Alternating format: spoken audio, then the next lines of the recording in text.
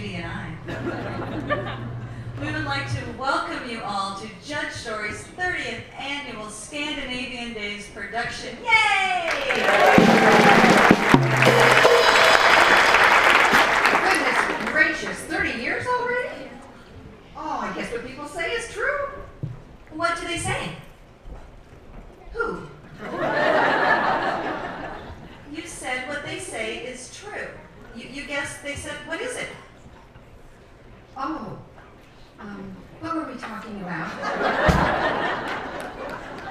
Focus, Judy. I welcomed everyone here to the judge's 30th anniversary. 30 years already? Boy, time flies when you're having fun. In Houston, we have touchdown. We took the long way around, but we finally got there. I don't know what you're talking about. That's okay. You're doing fine, dear. Okay, thank you. We are so happy you are all here. We thank you for coming out. We do have 3 things that we would like you to do tonight. Number 1. What was number 1? Remember? Turn off your phones. Good job. Silence your electronic devices or turn them off, please, so it doesn't interfere with any of the cast or crew or actors. Second, we want you to come back next year to see Disney's Tarzan. So cool.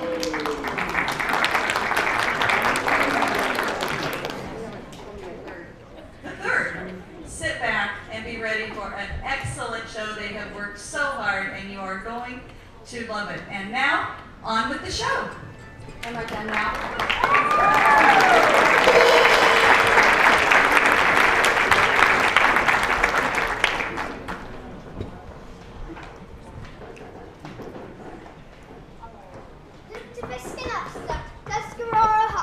I'll just keep a jumping rope. Yeah.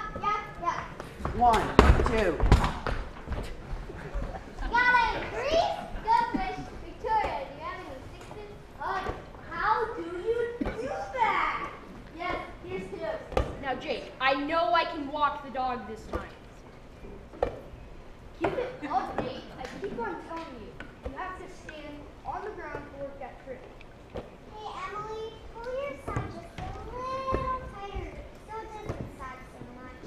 Oops, sorry about that. After Grant gets done, it's my turn to use the focus. Alright, but you should focus on this for right now. Hey, do you guys know what the Bible story is for today? It's going to be tough to be yesterday's canoe trip. Oh, I thought it was fun pretending to be Noah's. Each canoe collected 2 of every kind of animal. It was great. My favorite were the marshmallow chicks, but I don't care if I ever seen a rainbow cracker in my life. Oh, come on, Arthur. At least they're better than the Skinner Bears. My favorite were the goldfish. I had way more than just 2 of them. Boy, Chase, you ate so many. I thought you were going to turn into a goldfish cracker yourself. Yeah, Chase. By the time we got back, he did look a little green around the gills. Alexander! I heard you were going to study Joseph's story today. Yeah, and I think the counselors are putting on some kind of play. That's cool. I wonder if we'll sing some of the songs we learned in morning chapel. I hope so. Yeah, I like them too. Hey, here comes some of the counselors now. Hey, do you guys need any help? No, we're under control here, but you might want to get all your stuff put away. Yeah, we're about ready to get started. Get ready for a fun evening. Oh, and Mark has something important to tell you as well.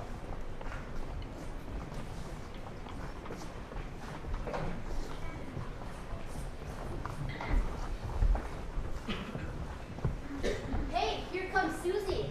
I'll bet we need to turn to Genesis chapter 36. Very clever, Ashley. You are right. Our story tonight comes from Genesis 36. It's the story about Joseph. But before we start that, let's review. Joseph's father's name was Jacob, who was also known as Israel. Very good. Now, Jacob had 12 sons. The youngest 2 were Joseph and Benjamin, and their mother's name was Rachel. Tonight's story is about Joseph, the dreamer. He was the firstborn son of Jacob and Rachel.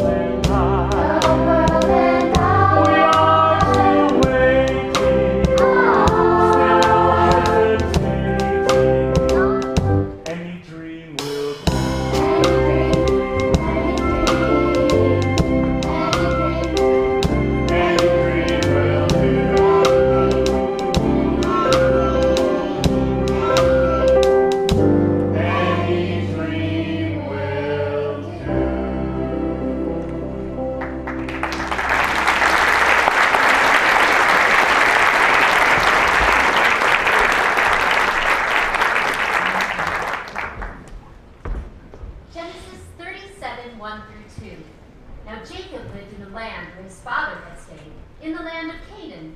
This is the account of Jacob.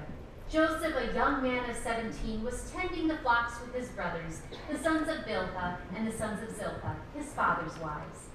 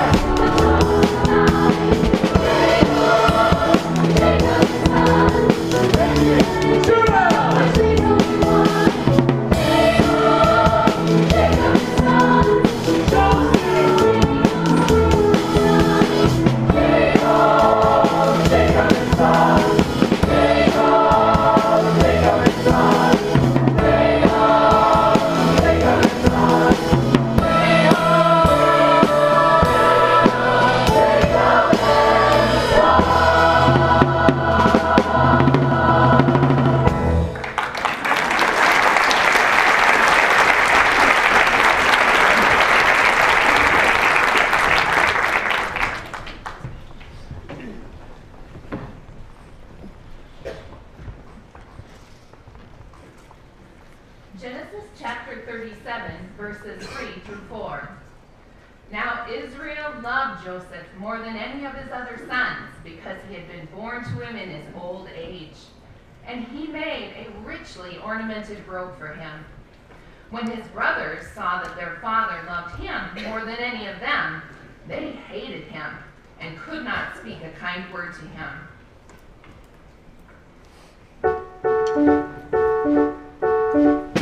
Joseph's mother, she was quite my favorite. I never felt really loved another all my life. Joseph was my boy because he reminded me of her.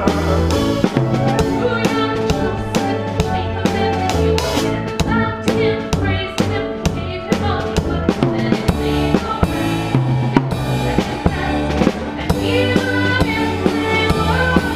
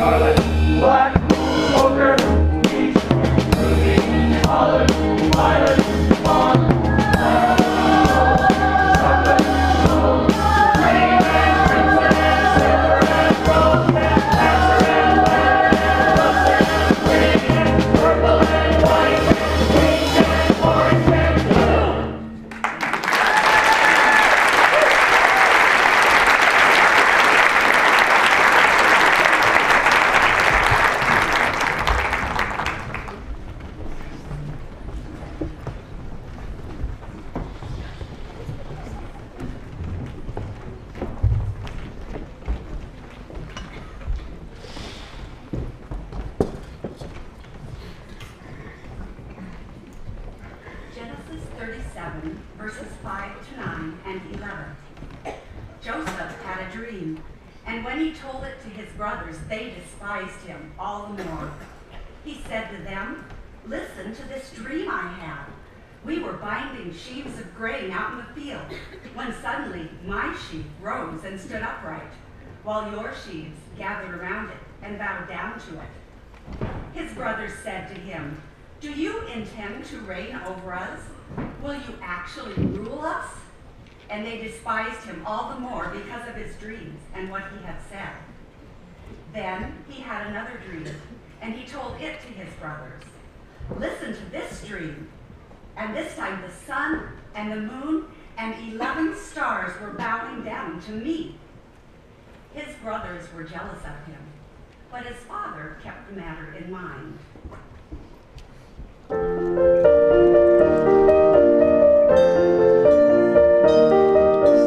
Joseph's coat annoyed his brothers. But what makes us mad are the things that Joseph tells us of the dreams he's often had. I dreamed that in the fields one day the corn gave me a sign. Your 11 sheaves of corn all turned and bowed to mine. My sheaf was quite a sight to see, a golden sheaf and tall. Yours were green and second rate, and really rather small. This is not the kind of thing we brothers like to hear. It seems to us that Joseph and his dreams should disappear. I dreamed I saw 11 stars, the sun and moon and sky, bowing down before my star. It made me wonder why. Could it be that I was born for higher things than you? A post in someone's government, a ministry or two. The dreams of our dear brother are the decade big is young. This talk of stars and golden sheep is just a load of corn. Not only is he necklace, but he's also rather dear. For there's 11 of us and there's only one of his. The dreams of course will not come true. That is, we think they won't come true. That is, we hope they won't come true. Why did he try all along?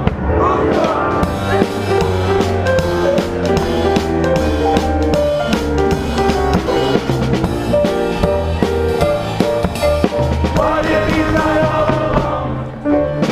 These are more than crystal things, the writing on the wall. Means that Joseph someday soon will rise above us all. The accuracy of our dreams, the brothers do not know. But one thing we are sure about, the dreamer, the dreamer, the dreamer,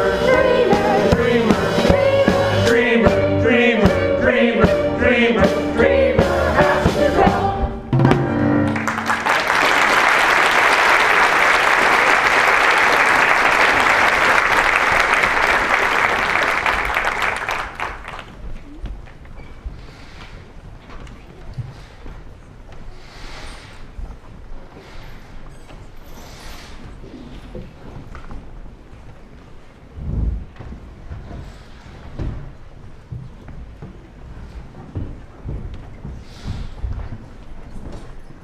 Genesis 37, verses 17 to 24.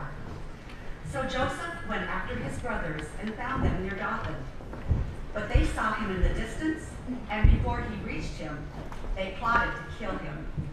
"Here comes that dreamer," they said to each other. "Come now, let's kill him and throw him into the cistern and say that a ferocious animal devoured him. Then we'll see what comes of his dreams." So when Joseph came to his brothers, they stripped him of his robe and threw him into the cistern. As they sat down to eat their meal, they looked up and saw a caravan of Ishmaelites coming from Gilead.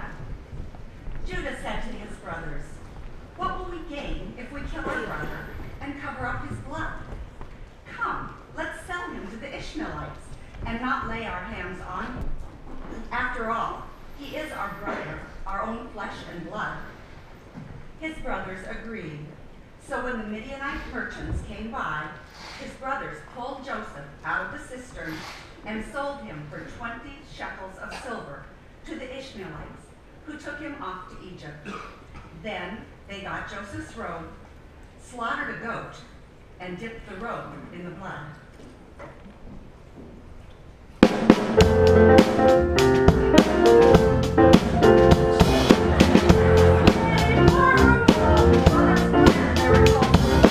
Let us grab him now. Do it in while we got the time.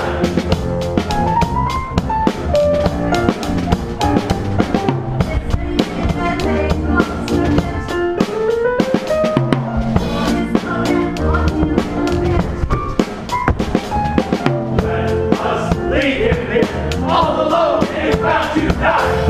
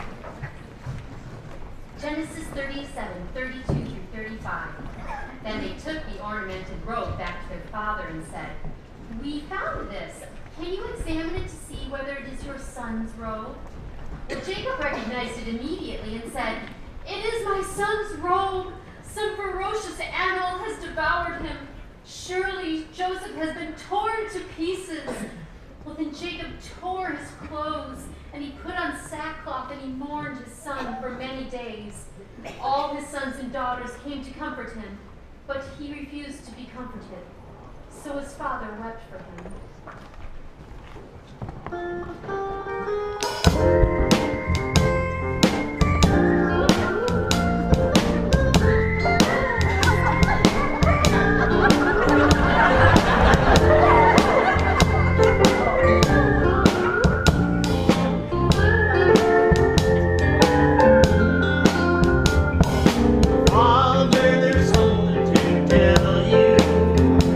A story of our time.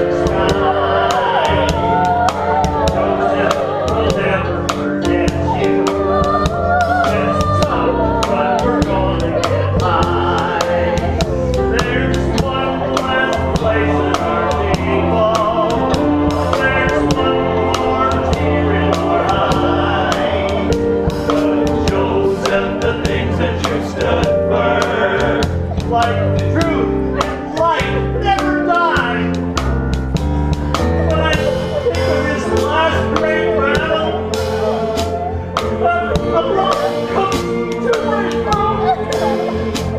It takes no man who knows not fear to wrestle with the ghost. Unstained cold is tribute to his final sacrifice. His body may be passed with me, but his soul's in paradise.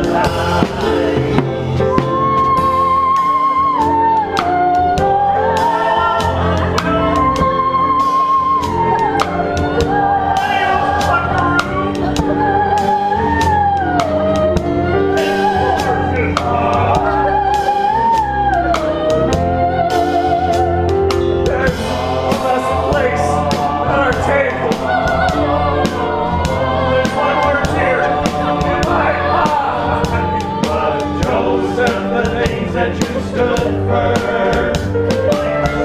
And life never died. Mark his name with pride and courage. Let no tear be shed. Well done, down, we all would now be dead.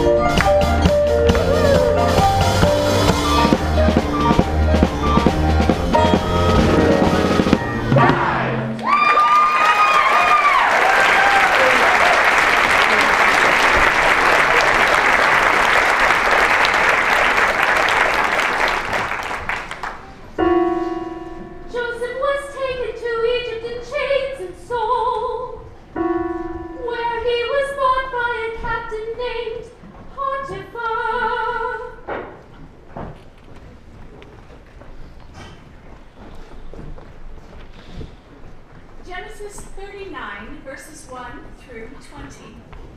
Now, Joseph had been taken down to Egypt. Potiphar, an Egyptian who was one of Pharaoh's officials, the captain of the guard, bought Joseph from the Ishmaelites who had taken him there.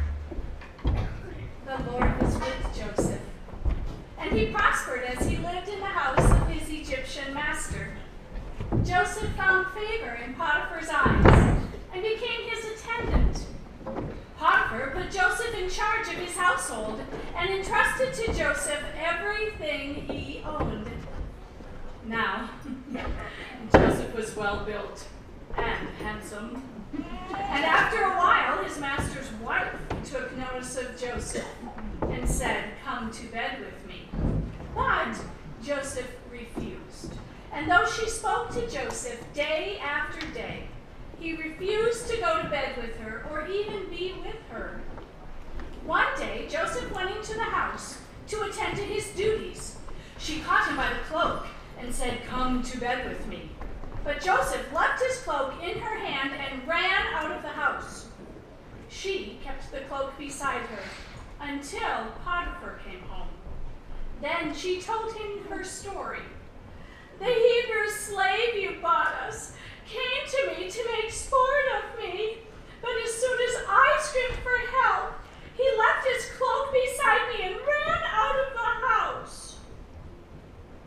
Potiphar burned with anger, and he took Joseph and put him in prison.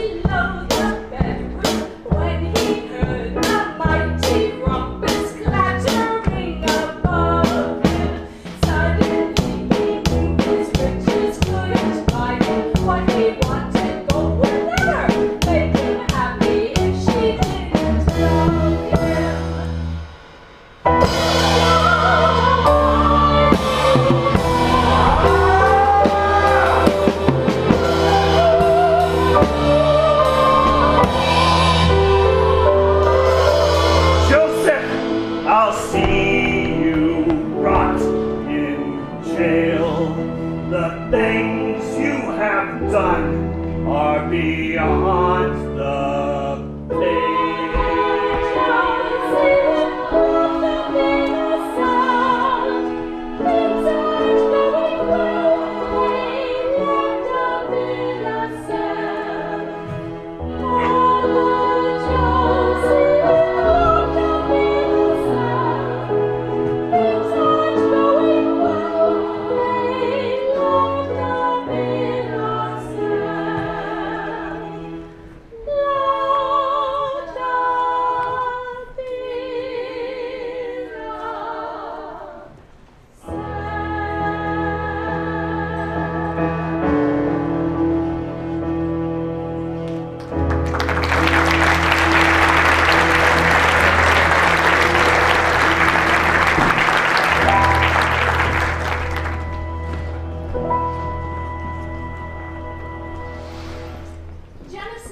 chapter 39, verse 21.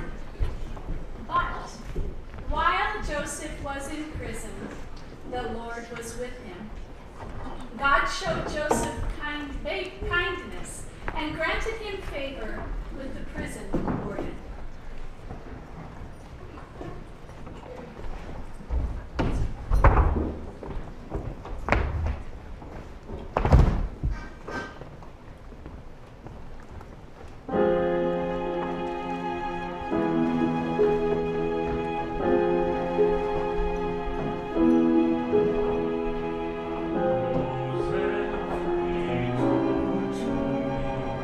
Hide all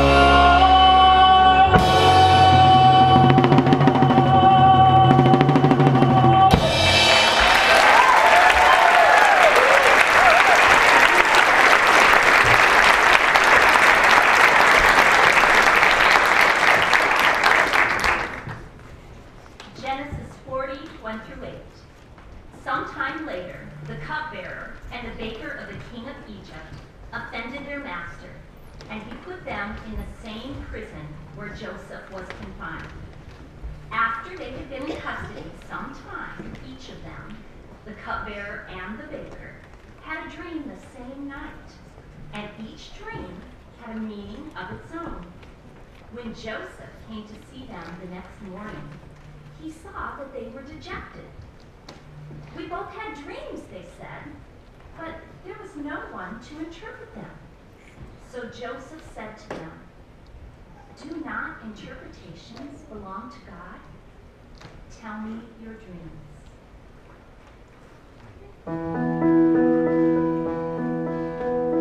Joseph's luck was really out, his spirit and his fortune low.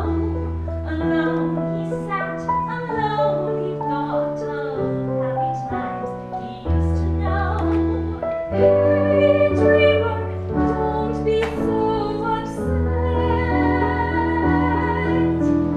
Hey, Joseph, you're not beaten yet.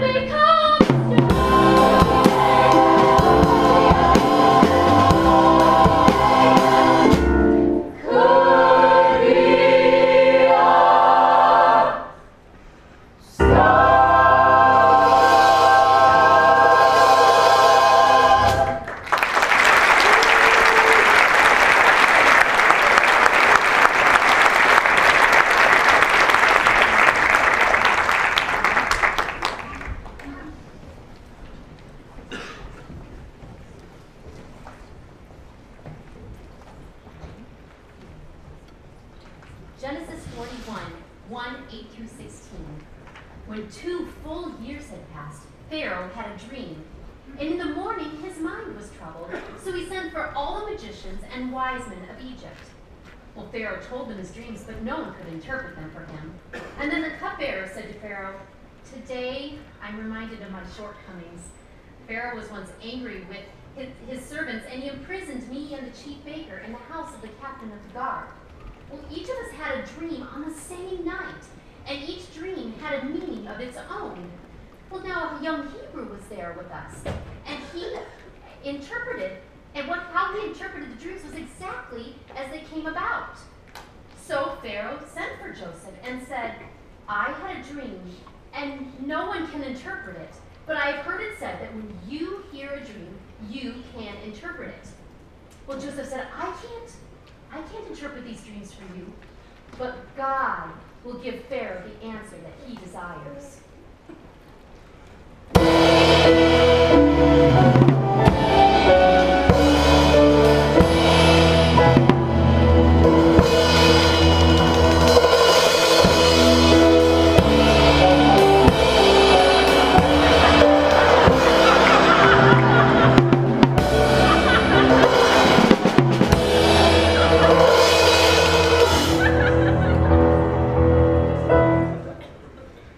Yeah.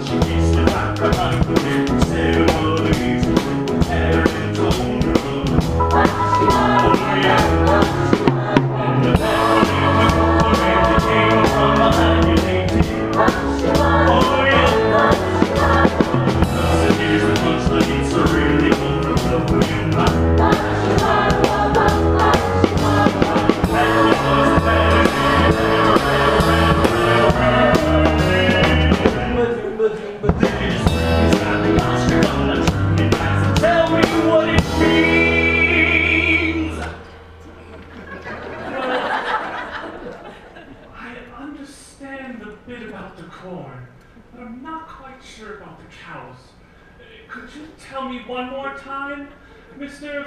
Famine, please?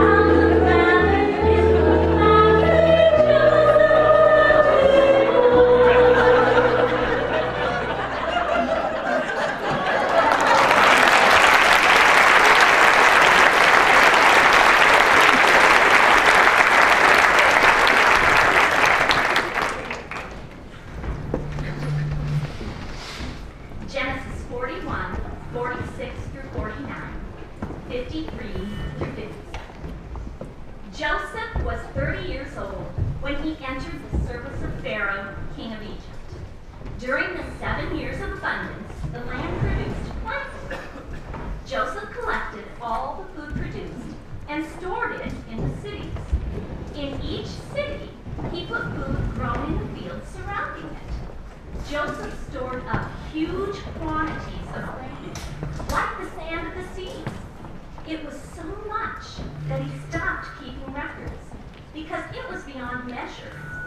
The 7 years of abundance in Egypt came to an end, and the 7 years of famine began, just as Joseph had said. There was famine in all the other lands, but in the whole land of Egypt there was food. When all Egypt began to feel the famine, the people cried to Pharaoh for food. Then Pharaoh told all the Egyptians, "Go to Joseph and do what he tells you."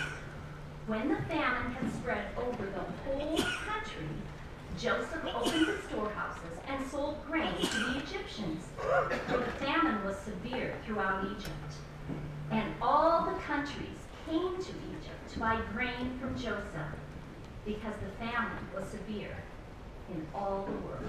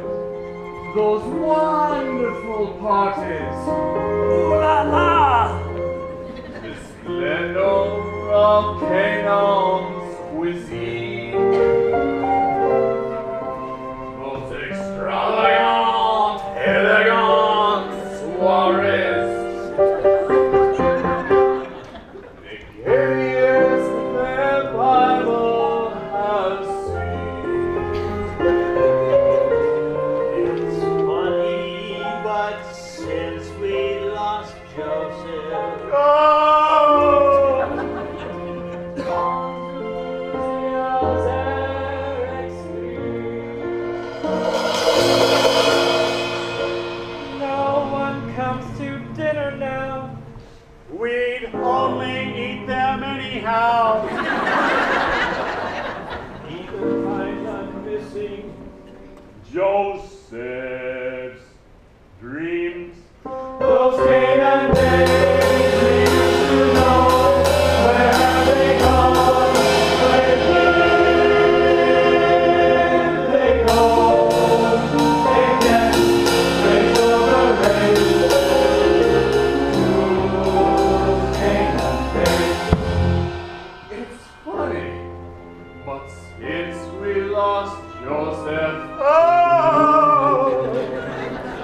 gone through the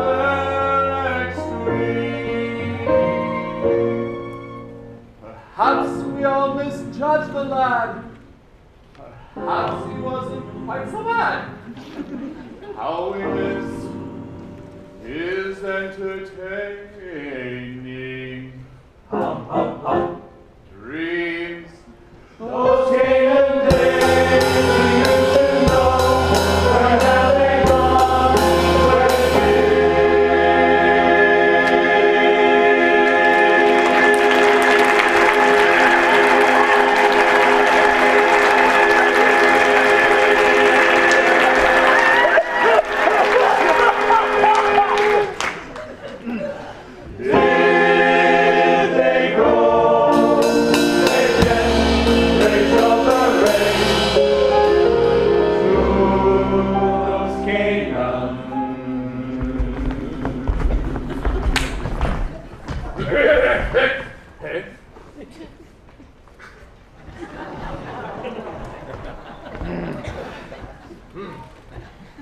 days.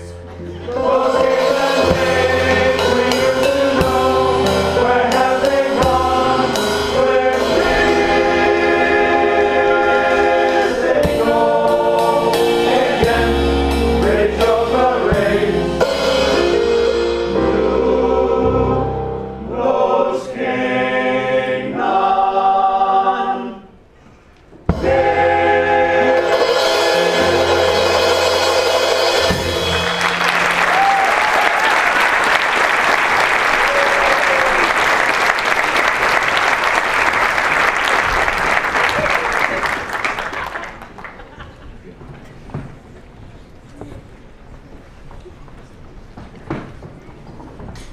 Genesis 42, 1 through 8. When Jacob learned there was grain in Egypt, he said to his sons, "Why do you just keep looking at each other?" He continued, "I have heard there is grain in Egypt. Go down there and buy some for us, so that we may live and not die." So Israel's sons were among those who went to buy grain. The famine was in the land of Canaan also. Now Joseph is governor of the land, the one who sold grain to all his people. So when his brothers arrived, they bowed down to him, with their faces to the ground. As soon as Joseph saw his brothers, he recognized them, but he pretended to be a stranger and spoke harshly to them. Although Joseph recognized his brothers, they did not recognize him. So back in Canaan, the top, Jacob's sons, they were climbing it top. For the famine has taught us unprepared. We are thin, we are ill, we are getting scared. It's enough to make anyone weep. We are down to our very last sheep. We will starve if we hang around here.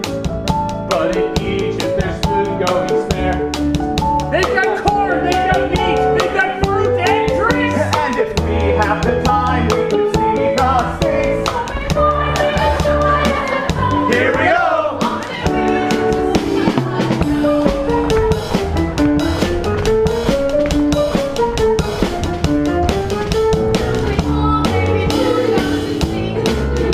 Mighty prince, give us something to eat.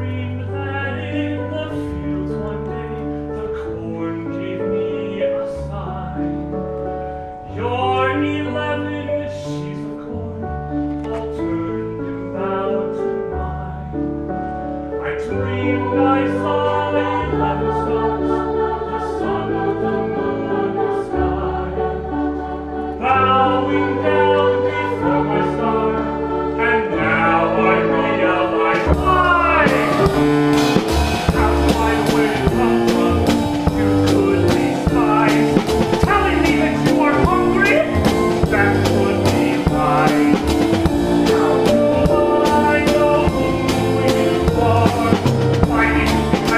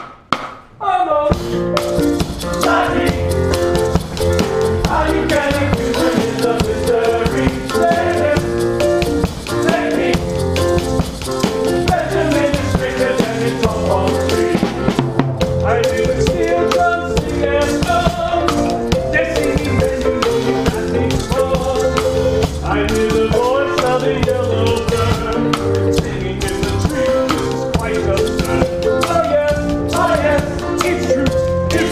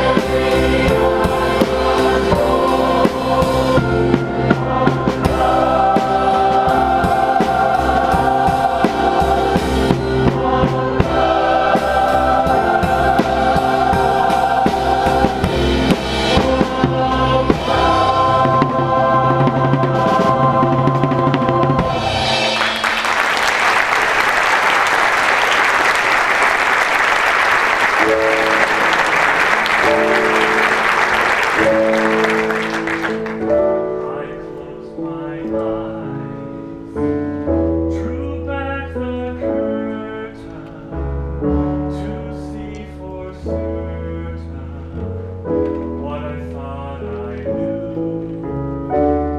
Far, far away, someone was weeping, but the world was sleeping. Any dream will do.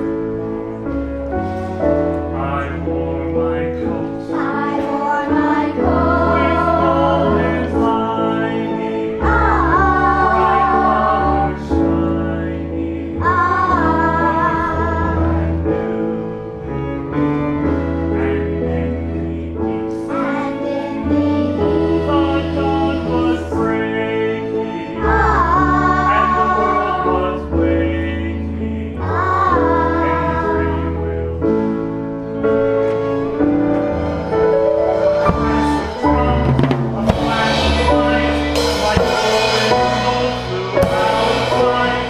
The colors faded into darkness. I was left alone. May I return to the beginning. Light is in me,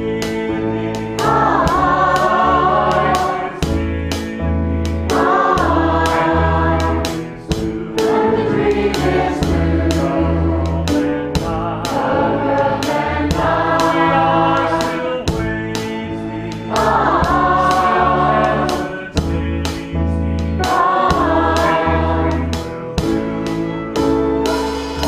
still hesitating.